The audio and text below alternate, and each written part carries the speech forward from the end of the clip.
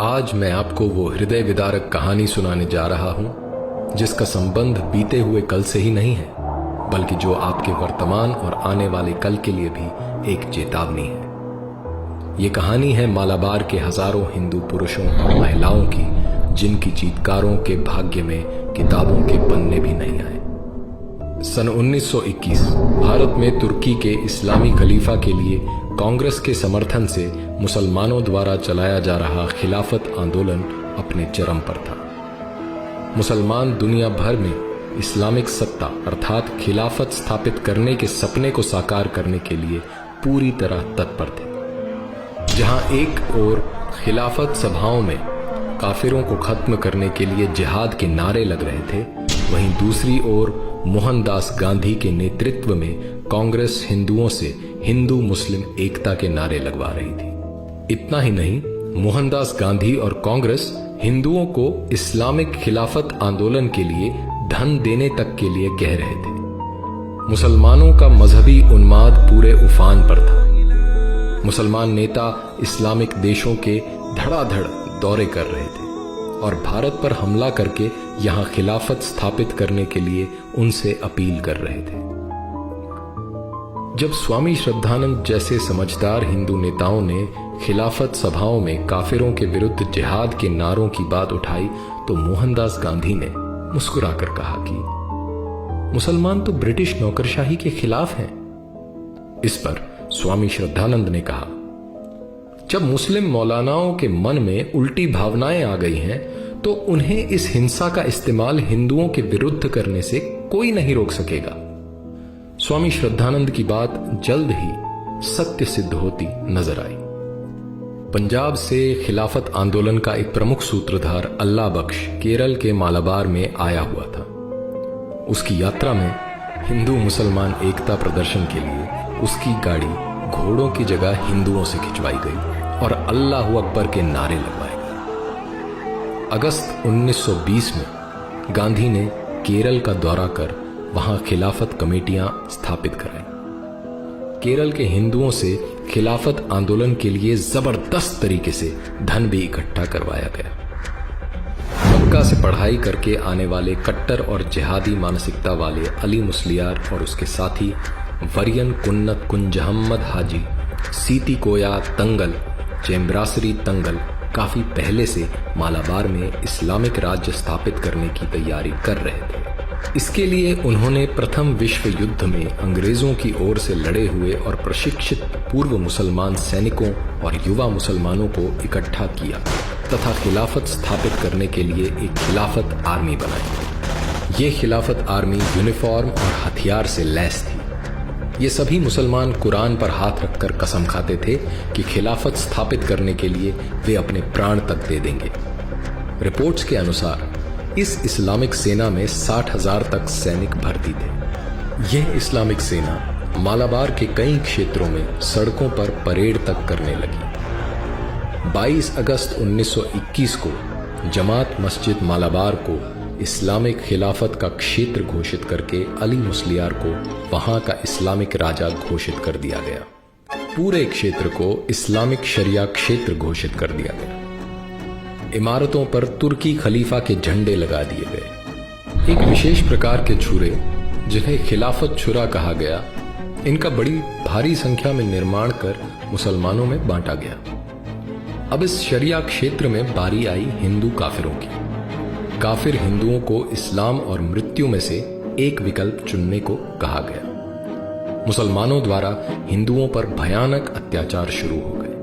हजारों की संख्या में हिंदुओं का जबरन धर्म परिवर्तन करवाकर मुसलमान बना दिया गया। जिन हिंदुओं ने मुसलमान बनना स्वीकार नहीं किया, उन्हें मार दिया गया। उनके घरों को लूटा गया और आग लगा दी गई। हिंदुओं के क्षत विक्षत शवों से मालाबार के कुएं और सड़कें भरे पड़े थे। गर्भवती महिलाओं के शरीर के टुकड़े टुकड़े करके सड़कों और जंगलों में फेंक दिए गए।